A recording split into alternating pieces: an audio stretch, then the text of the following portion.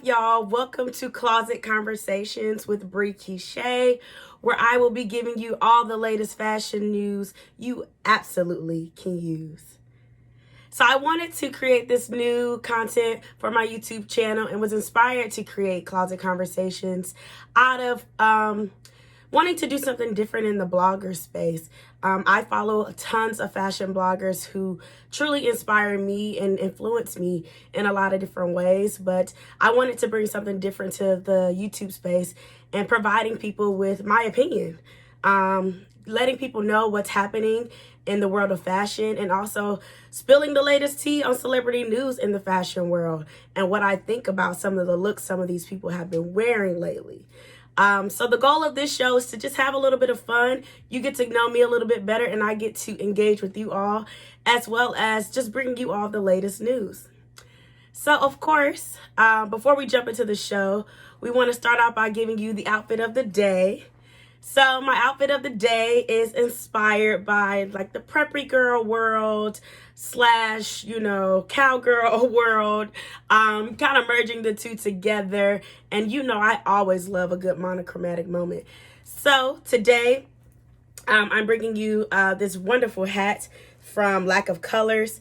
And let me tell you, Lack of Colors is the place to go. If you're looking for a nice stylish hat, please check them out. I'll link it down below in the description box. I also have on this t-shirt dress from Pretty Little Thing. It's pretty standard. You can get those pretty much anywhere. And layered on top of that, I have this kind of thick knit sweater vest from H&M in this cream color, which I love so much. The material is just so soft and plush on my body. And then for the shoes, I'm giving you guys a sock boot with from Shein. So you got to keep it affordable these days. Everything does not mean you have to spend all your coins, honey. And so the thing that I love the most about this look is it's a great look to transition from summer to fall, and also from fall to winter. If it gets a little bit colder in the winter months and you still want to do something like this, you can also pair it with some tights if you want to do a shorter booty, or you can style it up with some knee-high boots to kind of give you a little bit more coverage and warmth. In addition to that, you can also layer on a coat to that's also monochromatic or with the color scheme that'll also help pair the look and give it all the feels. So without further ado, let's get into the first segment of the show.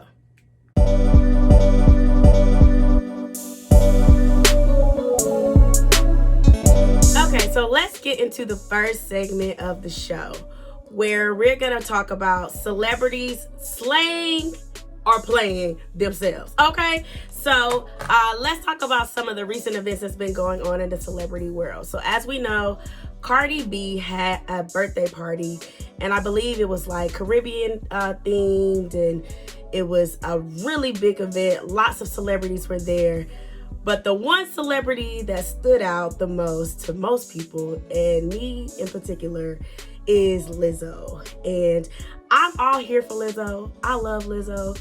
As a curvy woman myself, I'm all here for body positivity, and I am not here to shame anybody. However, Lizzo, I wasn't here for the look. So for those who don't know, Lizzo wore a mesh see-through dress that she had on. I believe she just had on like a thong and some nipple covers. And while we've seen other celebrities wear very similar outfits, because I believe Rihanna has wore something almost exact, except it was in a different color, I do think that when you're a curvier woman, there's a certain way to wear those looks where it still looks very chic and very appropriate. We know that Lizzo is known for not giving a damn about what anybody thinks about her body and how she wears her clothes. But from a style expert herself, I'm gonna say she played herself with that outfit. I think she should have taken the approach of wearing like a corset underneath that would have given a more tasteful look, tasteful approach to the outfit. I do think the outfit could have been really cute, and I think it had a lot of potential. I even went on the designer's website to see how other people wore it, and it's a unisex outfit, and they have it men wearing it as well as women. But I think, me personally, if I was going to wear it, I would not have just worn nipple covers and a thong. I wouldn't wear anything like that in general, but I mean, if I wanted to be a little bit more on the risque side, you could have definitely put like a flesh tone like bodysuit underneath it that appears that you're still naked, but you're not. And I think that's kind of what we were missing from that. Other than that, the hair was good, the makeup was good. I just was not here for it. And I'm sorry, Lizzo, but this curvy girl is not on your side, sweetheart. So you played yourself. Next on Slater Play, we have the cast of The Real Housewives of Potomac. So The Real Housewives of Potomac just filmed their season 6 reunion, and the theme was Shades of Pink. And let me just say, normally I always look at the Potomac Housewives as like a step underneath the Atlanta Housewives, but this season the girls did not come to play, honey. They came, they delivered, and they definitely slayed. However, there are a few that played themselves. So let's get into it. So my top looks from the Housewives of Potomac reunion are Askale for sure. Askale wore an embellished shoulder dress with a really high split and satin look. It was absolutely beautiful on her skin tone. Her hair and makeup was flawless. The dress was actually designed by a Black designer, JL Official, who I have never heard of before this, but they did a phenomenal job with her dress. She looked stunning. Next is Mia. Mia brought it and delivered for the girls as well. Her dress had different shades of pink. It was almost like an ombre effect with some feathers on it, and it was like a sequin material. It was spaghetti strap with a little bit of cleavage showing, and it also had a split on the side with a little bit of a train as well. It looked absolutely beautiful. Mia did a great job. And next is Wendy. So Wendy has been giving it to the girls all season. She went and got that waist snatched and got a little bit of butt and has been letting the girls see it and letting them have it this season. And I am all here for it. Her dress, even though it was more like the rose gold kind of pink, a really, really light pink, it was absolutely beautiful, and it was very flattering for her. Her shape as well. It also had like an embellished one shoulder side with a high split. I think splits was the theme this year. Pretty much everybody had some sort of split in their dress, and it looked phenomenal on her. She did a great job. Now, the rest of the housewives pretty much played themselves. I will say Karen is honorable mention because she looks good, but I do feel like the dress is just not age appropriate. I think Karen does try to keep up with these younger women on the cast, but I don't feel like she has to. She's the grand dame. You know what I'm saying? You could deliver a good look, Karen, that is still fitting for the range of ages you're in. And I do know that age is a concept in the mind. However, the dress was very short, and I felt like it could have been a little longer and a little bit more tasteful. But she looked gorgeous. Her body looked amazing in it, and her hair and makeup looked good as well, which sometimes be a little bit off for Karen. The person who surprised me the most, honestly, is Candace, because Candace normally delivers a really good reunion look, and the dress wasn't bad, but the hair, I couldn't even get past the neck. It was the bob. It did a little crunch underneath, and I was just trying to figure out whose auntie's house did we get this bob from, and what happened to your hair? Did you forget it in transit? Like, what was going on, Candace? Because this is so out of character for her hair to not be looking good. She owns a weave collection. She owns a weave brand. So I feel like this was very off-brand for her, and I'm sure there's some backstory to why it didn't look as good as it was supposed to. Everybody else, they looked like they normally look. Giselle, she looked like she was going to brunch at your local brunch place. It did not give reunion. It was like a jumpsuit. While the color was beautiful on her, it just wasn't giving enough for a reunion. And Robin and Ashley just were like, they were okay. I felt like Ashley has worn the same exact dress to every reunion I've ever seen her on. It looked exactly the same. So that's my opinion on the Real Housewives of Potomac.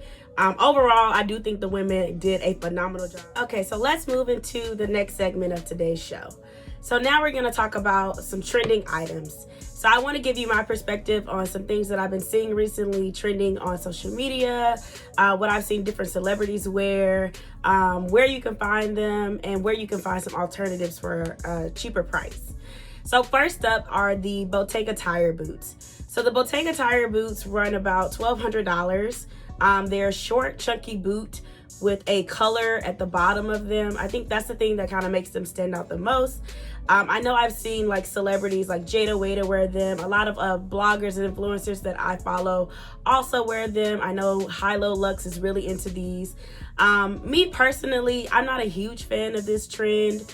While I do think it is a boot that can go with many things and has a lot of versatility, you can wear them a lot of different ways. You can dress them up, dress them down with jeans, with leggings. You can wear them with like t-shirt dresses, sweater dresses. There's a lot of different things that you can do with these boots. I'm just not a huge fan of them.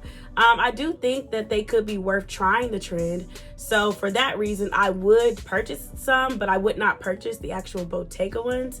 I've seen some other sites like Ego, as well as Simi Shoes do something very similar for a much more reasonable price point, maybe about $30 to $50. And I think if I was gonna try a shoe out like this that was kind of trendy, that I know doesn't really fit into my wardrobe, I would try one of the dupes from one of those brands.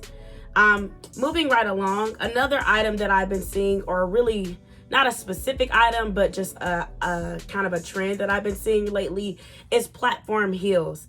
So platform heels have their way of kind of coming in and coming out of the industry every few years. They were a really big thing back in the 70s, even back into like the early 90s, we saw some platform heels.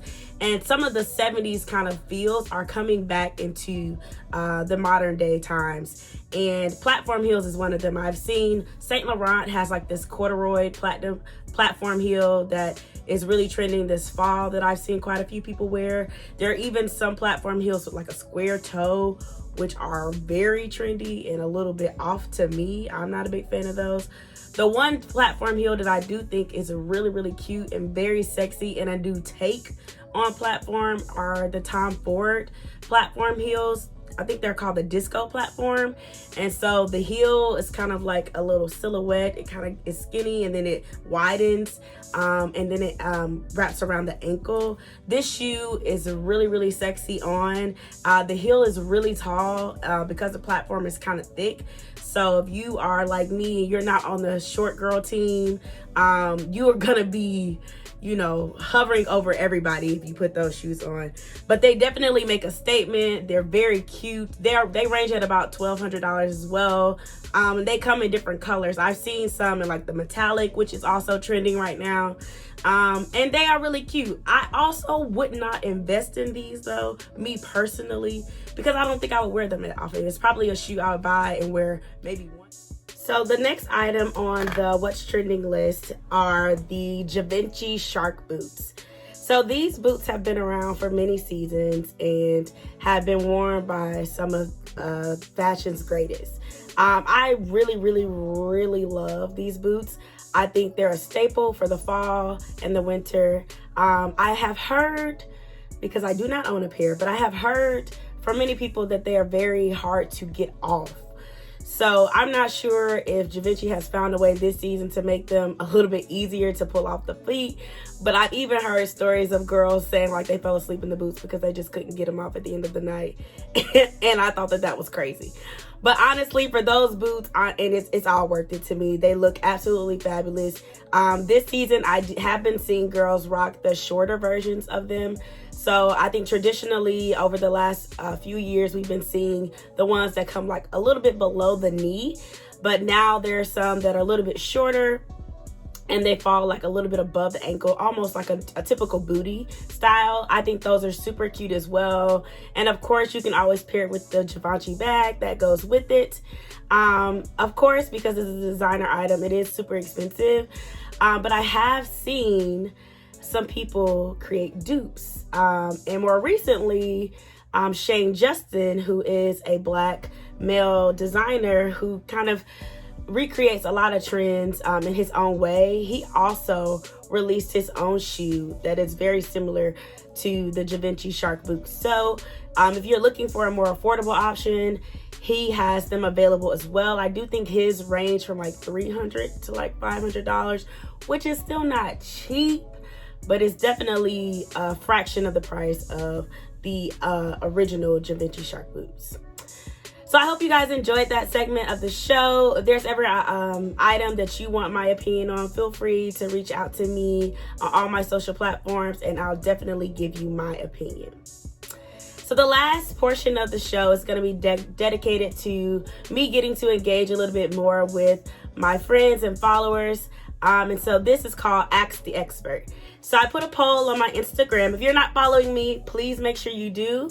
My Instagram is Bree_Keisha. Follow me on all social platforms at Bree_Keisha. I can be reached on TikTok, Instagram, Facebook. I'm Brianna Bennett. More formal, you know, Facebook. But please make sure that you're following me so you can stay in touch and know when I'm uploading some new videos. So I got some questions submitted from a couple of people, and one of the very first questions that was asked is, am I going to be providing any styling services? So I actually do currently provide styling services. I have a styling brand called The Chic Experience, where I do customized styling for my clients. You could be going anywhere from a gala to dinner with friends to the movies, and you just need me to help you put together a look, and I'm your girl. So reach out to me on that page if you would like to contact me regarding styling services. I am available. Okay, we got another question from someone on my Instagram asking, what inspires my style and creativity, and how do I get color combos to match? So a big thing that inspires me are other influencers. I'm just like everybody else, I'm influenced by the culture and the things that other people are wearing as well. I do try to study and keep up with fashion and read what's coming out from designers, attending virtual fashion shows, and staying up with the latest each season. So I try to follow the trends and understanding what's going to be happening this season, what colors are going to be popping, what's going to be trending, and then just applying that to what works for me. So just because something is trending, kind of like how we just talked about the Bottega tire boots, just because something is trending doesn't necessarily mean it's something that fits for your style. So I try to just take the things that relate to me and my style and make it work for me, and put them together in a way that I feel is complementary to my body. I get inspired a lot from a lot of bloggers, designers, and just celebrities in general, I think, who contribute a lot to the fashion scene. I follow a lot of different influencers, and they do a really good job of creating content that's unique to them, but also very on trend with what's happening today. So I would suggest, if you're looking to ways to increase your creativity, to go to Pinterest, go to Google, go to YouTube. YouTube is a great platform, and you can see different bloggers or designers and the type of content that'll help you understand and digest a little bit more about the fashion world. So that kind of segues into the next question, because the next person asks, who are some of my favorite fashion bloggers? So I watch a lot of blogs. I'm subscribed to a ton of people's YouTubes, but I will say the ones that I watch ritually every week, as soon as the notifications go, are Janae from High Low Luxe. I've been following her for like at least a couple of years now, and she has a really good story similar to mine. So I like it. She came from the corporate world and then decided to be an influencer full time, and is doing her own thing, and the girl is killing it. So check out her page. She's really good. I also like Brittany. Her handle, I think, is Pockets and Bows. I really like her content as well. She's also a blogger with a full-time job because, you know, the girls got to get the coins. We're not leaving no money on the table. And I think that's something that I admire about them. They all are really driven and they work really, really hard to establish their brands. But she has a really unique style as well and does some things really well with like trends and how to pair them, especially like if you're a more curvier woman. I think she has really good content. And lastly is Monroe Steele. And I will say Monroe Steele is probably my favorite. Her blogs are phenomenal. She does a really good job at the production and the way that she creates the content. And then she's very trendy. Like, she wore the Bottega mule heels that everybody's wearing now like 3 years ago. And nobody knew about them. And when she was wearing them, I was like, those shoes are hideous. And then eventually I grew to love them like everybody else. So I would say she's somebody who I look to really push fashion forward, because she's always on top of trends before people really start wearing them.